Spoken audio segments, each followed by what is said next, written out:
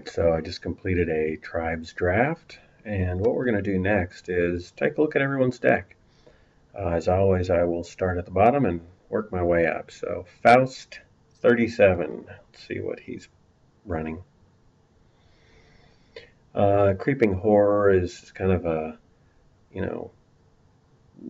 bottom tier creature. It can be okay. I do like the fact that it has the potential to deal heart damage to your, well, it's not damage, heart loss to your opponent, but not a great card.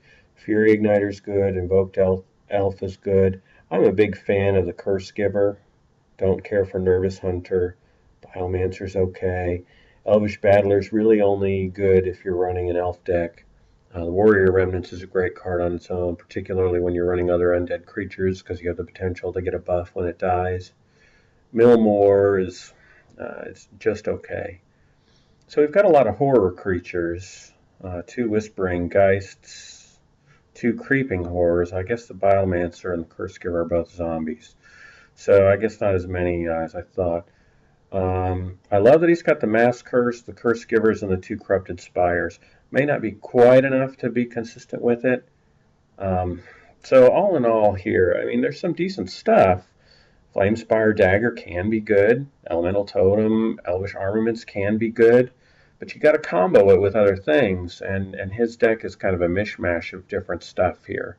Dreadful Return can be okay, but most of his creatures are 2-drops. I guess he's got 3 and 4 drops, but not enough bigger creatures to make Dreadful Return give you any kind of consistent payoff. So overall, if I'm grading this deck out, I'm going to give it a grade of a D+. So somewhat arbitrary, but that's what I think. All right, Joe Ma CC23. Let's see what he's running. All right, looks like an ancient deck, mainly.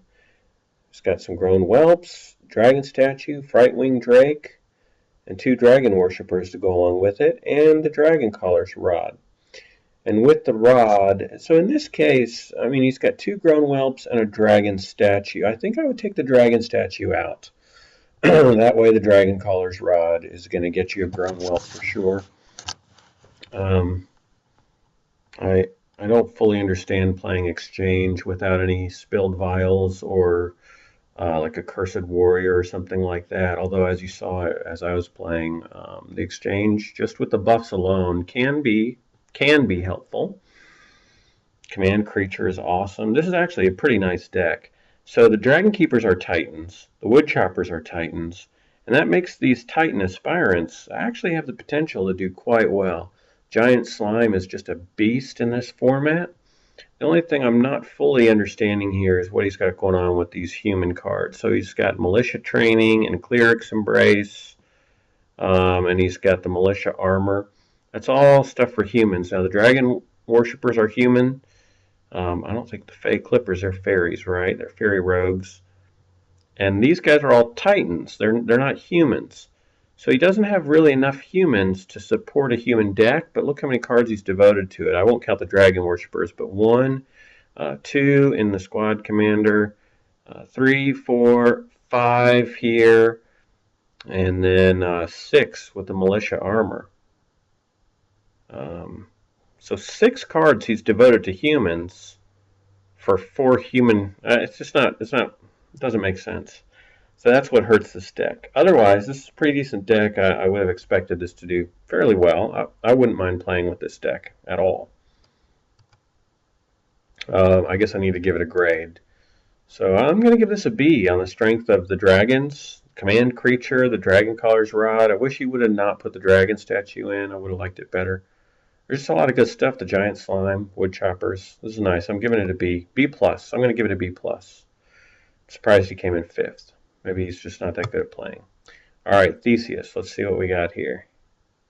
So we've got some elemental cards. And then we've got, decent.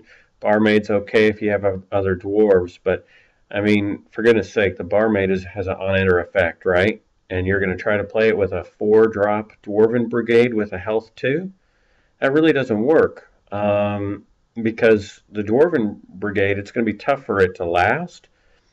So you're looking at 7 mana you got to save up and spend just to get any kind of benefit out of the Barmaid.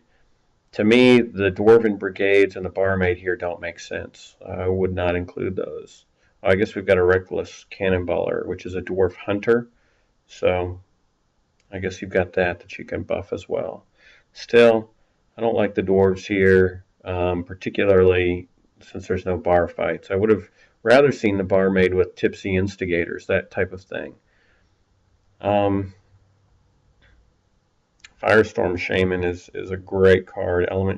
It's an element creature. The Voracious Wyvern is okay, but it's a 5-drop creature with only 3 health, and you don't have really a lot of other dragons to support it here. So that's unfortunate. It could have been really great. Burst of Wisdom is really only good if you've got good spells to get back. Vines of Regrowth is pretty okay, but there's a lot of trash mixed in here as well, or not trash so much as just stuff that doesn't go together. The Trample doesn't make sense to me. The Dwarves don't make sense to me. I don't like the Disable. The Mass Curse and Denouement is just trying to manufacture removal and is going to be inconsistent. I mean, you're looking at 5 cards just to kill one creature, or I mean 5 mana to kill one creature. So I'm going to give this a C+.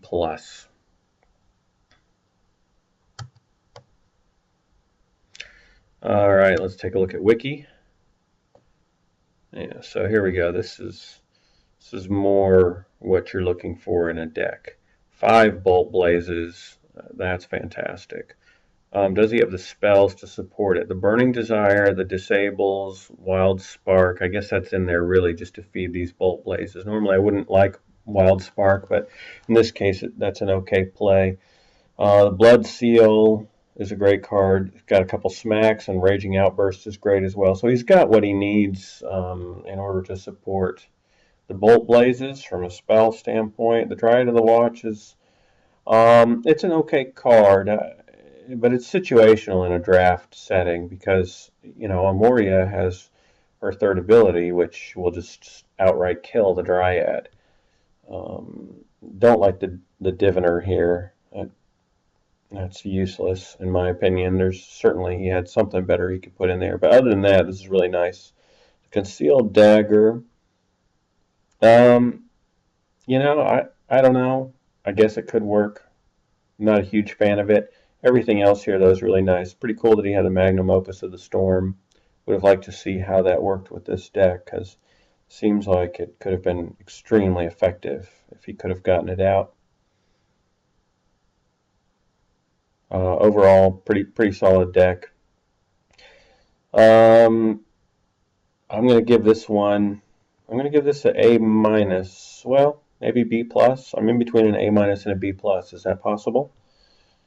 Just because I like Wiki, I'm going to give him an A-.